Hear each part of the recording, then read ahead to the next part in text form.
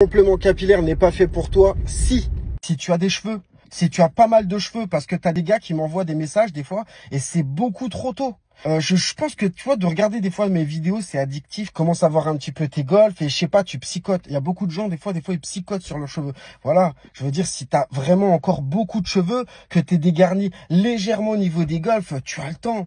Donc le complément capillaire n'est pas fait pour toi, tu vois. Le complément capillaire n'est pas fait pour toi si t'es pas maniaque. Si, admettons, t'as pas envie de te prendre la tête. Si, admettons, t'as pas envie de t'emmerder à refaire tes cheveux, à t'occuper de tes cheveux, tout ça, c'est pas fait pour toi. Ou sinon, faut que t'aies de l'oseille pour aller voir ton prothésiste régulièrement. Mais je veux dire, si t'as pas envie de te prendre la tête, ça chamboule ta petite vie, ta petite routine, et d'avoir un complément capillaire, faire tes petites retouches, tout ça, ça te saoule, le complément capillaire n'est pas fait pour toi. Le complément capillaire n'est pas fait pour toi si t'as des allergies, si t'as la peau très sensible, fragile, irritée, t'as énormément de plaques et de boutons, en gros, t'as des problèmes cutanés. Il y a des mecs qui ont fait de la greffe capillaire et ils ont fait ça 3-4 fois. Ils ont le crâne, c'est une boucherie. Donc, tu vois, remettre des produits après chimiques, genre de la colle, mettre du solvant, mettre des produits en plus sur ta tête, je pense que franchement, mis à part si tu consultes un dermatologue, tu vois, et qui te donne le feu vert, le complément capillaire n'est pas fait pour toi. Et pour finir, les gars, on va finir pour le dernier.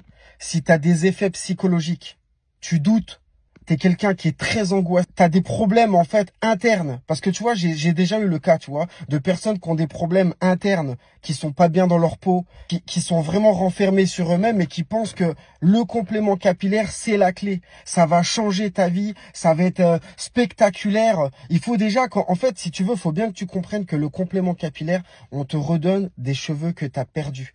Mais si tu veux, en rien, ça va changer ta vie et ça va développer des facultés que tu n'avais pas avant. C'est-à-dire que ça va être un confort qui va améliorer ta vie dans le sens où tu as retrouvé des cheveux que tu as perdus. Mais si tu as des problèmes psychologiques bien plus profonds, tu vois, le complément capillaire, ça va pas changer ta vie.